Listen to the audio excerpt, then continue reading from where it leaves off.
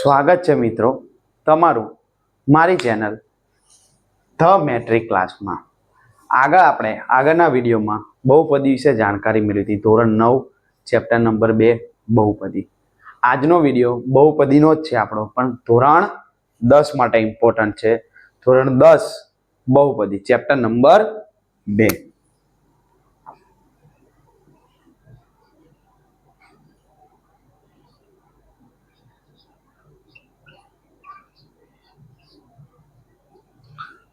પરીક્ષાની દ્રષ્ટિએ વાત કરીએ મિત્રો તો બહુપદી ચેપ્ટરમાંથી તમને 2 માર્ક્સના 2 પ્રશ્નો, આ ઉપરાંત ખાલી જગ્યા એટલે કે વિભાગ એ માંથી પણ 2 થી 3 માર્ક્સનું પૂછાય છે। આમ કરીને બહુપદી ચેપ્ટર એ કુલ 6 માર્ક્સમાં પૂછાય છે પરીક્ષામાં। મિત્રો પહેલા વાત કરીએ એક ઇમ્પોર્ટન્ટ જે બોર્ડમાં દર વર્ષે બોર્ડના પેપરમાં વિભાગ એ માં ઓબ્જેક્ટિવ એટલે કે એમસીક્યુ વિકલ્પમાં હોય છે તેની। તો મિત્રો હું તમારી સમક્ષ એક ગ્રાફ દોરીશ, આલેખ દોરીશ।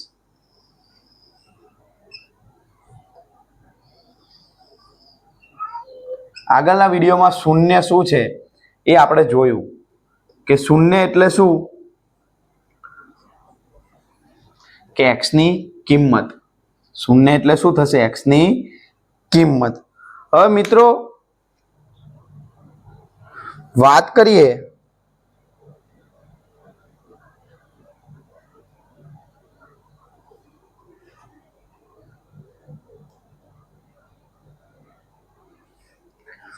તો પરીક્ષામાં કંઈક આવું આપેલું હોય છે।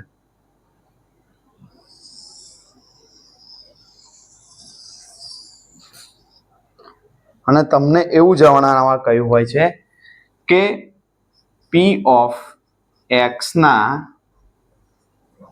શૂન્યો જણાવો। શું પૂછ્યું હોય છે મિત્રો? p ઓફ x ના શૂન્યો જણાવો। સીધી અને સિમ્પલ વાત કરું તો p ઓફ x પૂછ્યું છે એટલે x અક્ષને આ લાલ રેખા જેટલી વાર ટચ કરશે, શું કરશે? ટચ કરશે, અડશે, સ્પર્શ કરશે એટલી એના શૂન્યોની સંખ્યા છે। પછી એક ભલે ગમે તેટલી હોય, આપણે બધું વિચારવા નથી જવાનું। આપણે શું જોવાનું છે ખાલી જગ્યામાં કે ઓબ્જેક્ટિવમાં કે ખરા ખોટા હોય તો એમાં કે આ લાઈન x અક્ષને કેટલી વાર ટચ કરે છે। તો જોઈ લો મિત્રો કેટલી વાર ટચ કરે છે? 1 2 3 અને 4। તો શું જવાબ આવશે મિત્રો? 4 શૂન્યો। કેટલા શૂન્યો? 4 શૂન્યો। જો 2 વાર ટચ કરતી હોત તો 2 શૂન્યો સાહેબ। ફરી વાર કહું, એક બીજું એક આપણે ઉદાહરણ લઈએ।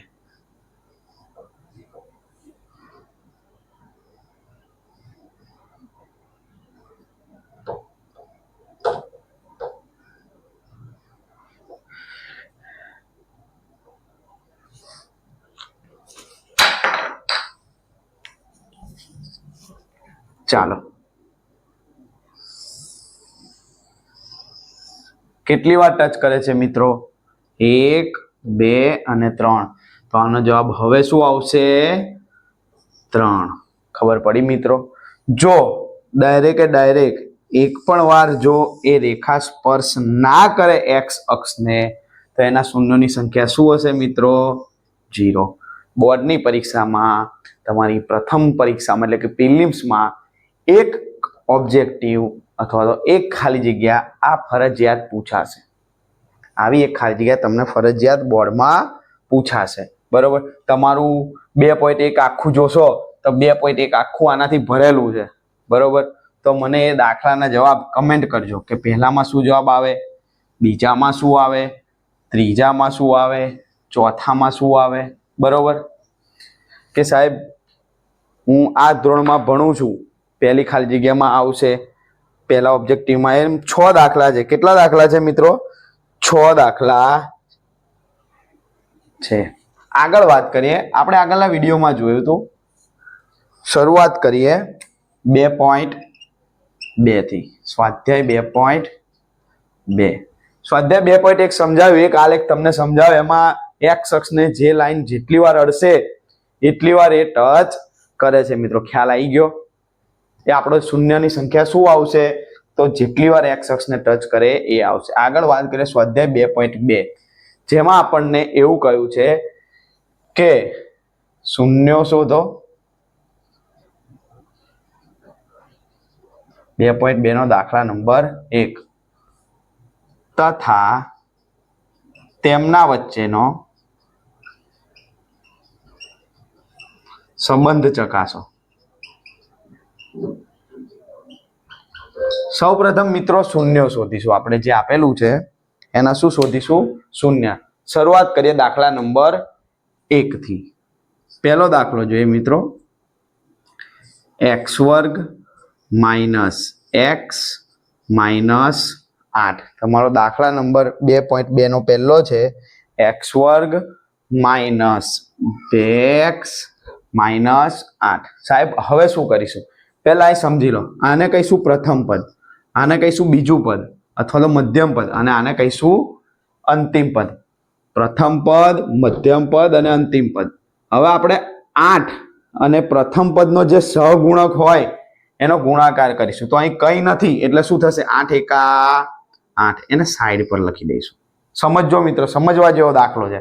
8 એકા 8. 8 ના એવા ભાગ પાડો. શું કરીશું? 8 ના એવા ભાગ પાડો કે જેમનો ગુણાકાર 8 થવો જોઈએ અને સરવાળો અથવા તો બાદબાકી કેટલું થવું જોઈએ? મધ્યમ પદ એટલે કે 2 થવું જોઈએ. કેટલું? -2 થવું જોઈએ. ફરીવાર 8 ના પ્રથમ પદનો સહગુણક અને અચળ પદ બંનેનો ગુણાકાર કરો. બરોબર? એમના એવા ભાગ પાડો કે એનો ગુણાકાર કેટલો થવો જોઈએ? 8 અને સરવાળા બાદબાકી કેટલા થવા જોઈએ? મધ્યમ પદ જેટલા એટલે કે -2 થવા જોઈએ. તો જો મિત્રો હું પાડું, 4 દુ કેટલા થાય? 4 ગુણ્યા 2 કરો કેટલા થશે? 8 થશે. હવે મારે -2 લાવવાના છે તો અહીં હું માઇનસ કરું અને આ પ્લસ કરું તો કેટલા થશે? 4 દુ 8. તો 4 માંથી 2 જાય તો -2. બંનેનો ગુણાકાર કેટલો થશે? 8 થશે. પણ એમની બાદબાકી કેટલી થશે? -2. ખબર પડી કઈ રીતે ભાગ પાડ્યા મેં મિત્રો?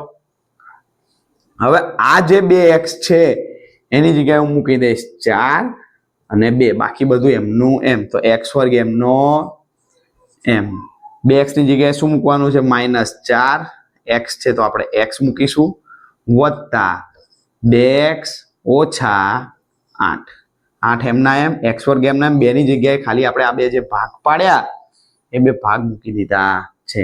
હવે આ પ્રથમ 2 પદ અને આ 2 પદ, બેમાંથી જે કોમન નીકળતું હોય, કોમન એટલે સરખા, એ કાઢીશું. તો ચલો આમાંથી શું નીકળે છે સાહેબ? તો કે x નીકળે છે. અંદર શું રહેશે? અહીંથી x ગતો રહ્યો તો અહીં શું રહેશે? ખાલી x રહેશે. અહીંથી તો સાહેબ -4. આ x તો બહાર આવી ગયો, કોમન કાઢ્યો. બરોબર? અહીંથી આપણે શું કોમન કાઢીશું? આ બેમાંથી કોમન કાઢવાના એમાંથી. તો કે સાહેબ 2 કોમન કાઢીશું. અંદર શું રહેશે?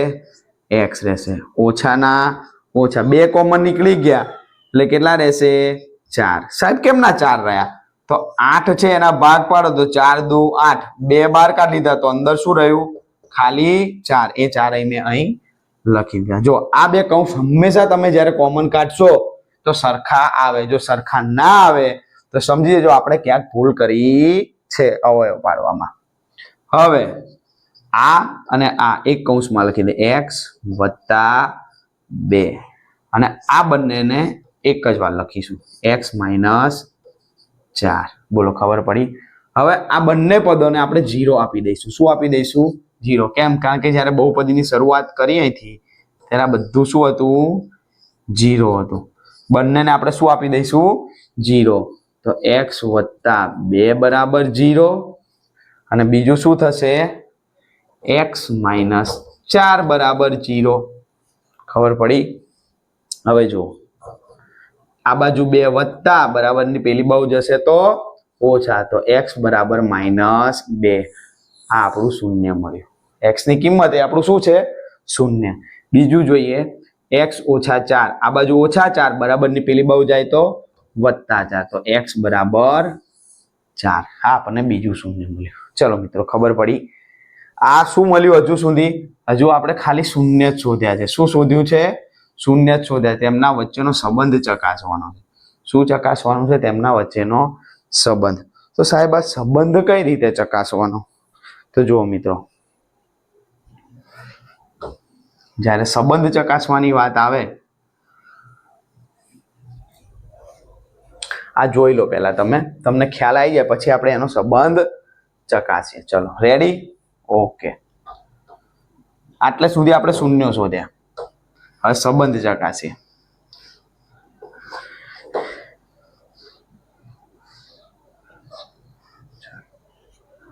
હવે આપણે બૈજિક સ્વરૂપ પ્રમાણે આપણને ખબર છે કે આ બહુપદીમાં a એટલે 1 થશે, b એટલે -2 થશે અને c એટલે -8 થશે. હવે સંબંધ ચકાસવાનું એટલે શૂન્યોના સરવાળા અને શૂન્યોના ગુણાકાર આ આપણે ચેક કરવાનું છે. શૂન્યોના સરવાળા માટેનું સૂત્ર છે x નો સહગુણક છેદમાં અચલ પદ અને આખું માઇનસ. શું આવશે? -x નો સહગુણક છેદમાં અચલ પદ અને શૂન્યોના ગુણાકાર માટેનું સૂત્ર છે x વર્ગનો સહગુણક છેદમાં અચલ પદ. ચલો ખબર પડી? x વર્ગનો સહગુણક એટલે મિત્રો x નો સહગુણક એટલે તો કે સાહેબ એને આપણે b કહીએ છીએ અને અચલ પદ એટલે એને આપણે c કહીએ છીએ. શું થશે? આનું સૂત્ર -b ના છેદમાં c. હવે પછી જ્યારે મૂકવાનું થશે તો ડાયરેક્ટ આપણે શું મૂકીશું? આ સૂત્ર જ મૂકીશું. x વર્ગનો સહગુણક એટલે બીજું પદ એને આપણે શું કહીએ છીએ? b કહીએ છીએ સહગુણકને. એ જ રીતે આ બાજુ જોઈએ તો શું થશે? x વર્ગ એટલે a અને અચલ પદ એટલે c. તો શૂન્યના સરવાળા માટેનું સૂત્ર છે x - x નો સહગુણક છેદમાં અચલ પદ અને ગુણાકારનું સૂત્ર છે x વર્ગનો સહગુણક છેદમાં અચલ પદ. સીધી ભાષામાં કહું તો -b ના છેદમાં a અને a ના છેદમાં c. ચાલો માઇનસ ના માઇનસ, b એટલે -2 સાહેબ અને c એટલે 1 સાહેબ. ઓછા ઓછા વત્તા આપણો જવાબ શું આવી ગયો? શૂન્યોના સરવાળા બરાબર 2. અહીંયા આગળ શૂન્યોના ગુણાકાર ચેક કરીએ. a એટલે 1 અને c એટલે અહીંયા આગળ 8 આવશે ને? અચલ પદ શું છે? -8. તો શું આવશે? છેદમાં -8 એટલે થઈ જશે 1/4. કેવા? માઇનસ. a ના છેદમાં c. તો a એટલે 1 અને c એટલે -8. તો આપણો જવાબ શું થઈ જશે? 1/8 પણ કેવા? માઇનસ. ખબર પડી મિત્રો? હે 2/8 હતા.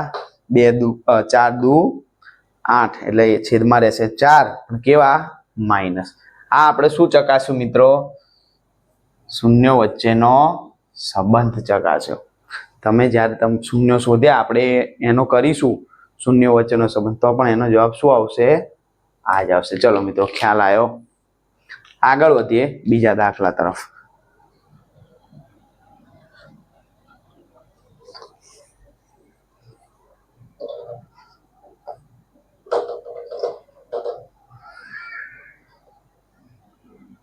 સેમ રીતે આપણે દાખલો કરીશું.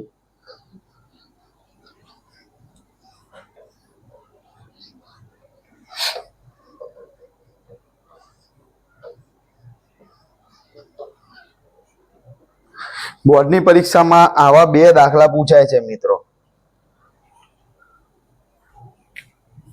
ચલો દાખલા નંબર 3. 6x નો વર્ગ -3 7x. જો મિત્રો રકમ જો એટલે તમને ખ્યાલ આવશે કે આમાં કંઈક મિસ્ટેક લાગે છે સાહેબ. શું મિસ્ટેક છે? તો આ અહીં આવવું જોઈએ ને આ અહીં આવવું જોઈએ, તો આપણે ગોઠવી દઈએ પહેલા 6x² માઇનસ 7x માઇનસ 3. બોલો હવે શું કરીશું મિત્રો? તો કે અંતિમ પદ અને પ્રથમ પદ એટલે કે અચલ પદ અને પ્રથમ પદનો સહગુણક બેનો ગુણાકાર કેટલો થાય? 6 તરી 18. 18 ના એવા ભાગ પાડો -7 આવે તો 9 દુ 18, 9 માઇનસ અને 2 વત્તા. પડી ખબર મિત્રો? ચાલો કરીએ. 6x એમના એમ ઓછા 9x વત્તા 2x ઓછા 3 બરાબર 0. શું કરીશું? આ બે પદ અને આ બે પદ બંનેમાંથી શું કરવાનું? કોમન કાઢવાના. ચલો આમાંથી શું નીકળશે? તો સાહેબ 3x નીકળશે. તો અંદર શું રહેશે? 2x. અહીંથી શું રહેશે? -3 બરોબર. અહીંથી સાહેબ કશું નહીં નીકળે એટલે 1. જ્યારે કશું ના નીકળે કોમન ત્યારે શું કોમન નીકળે? 1. 2x ઓછા 3 બરાબર 0. આવી ગયા બંને કૌંસ સરખા. હવે 3x વત્તા 1 આને એક કૌંસમાં લખીશું, આ અને આ, અને એક જે કૌંસ આપણો જે આવ્યો છે એને એક જ વાર લખીશું. બંનેને શું કરીશું? 0 આપી દઈશું. તો 3x વત્તા 1 બરાબર 0, 2x ઓછા 3 બરાબર 0. ચાલો એક આ બાજુ વત્તા બરાબરની પેલી બાજુ જાય તો ઓછા, આ બાજુ 3 ગુણાકારમાં બરાબરની પેલી બાજુ જાય તો ભાગાકારમાં. શું આવ્યું? -1/3. ચાલો આ બાજુ જોઈએ. 2x આ બાજુ ઓછા 3 પેલી બાજુ જાય તો +3, આ બાજુ 2 ગુણાકારમાં પેલી બાજુ જાય તો ભાગાકારમાં.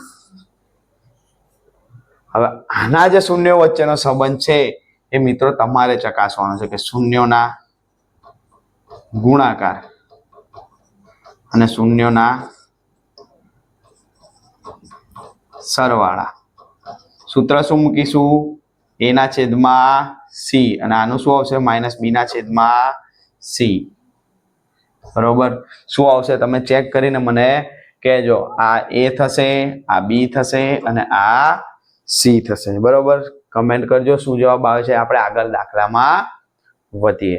તમારી પરીક્ષામાં જ્યારે પૂછાશે ત્યારે શૂન્યનો સંબંધ શોધવાનો કહેશે અથવા તો ખાલી શૂન્યો શોધવાનો. બેમાંથી એક જ વસ્તુ તમને પરીક્ષામાં પૂછશે 2 માર્ક્સમાં.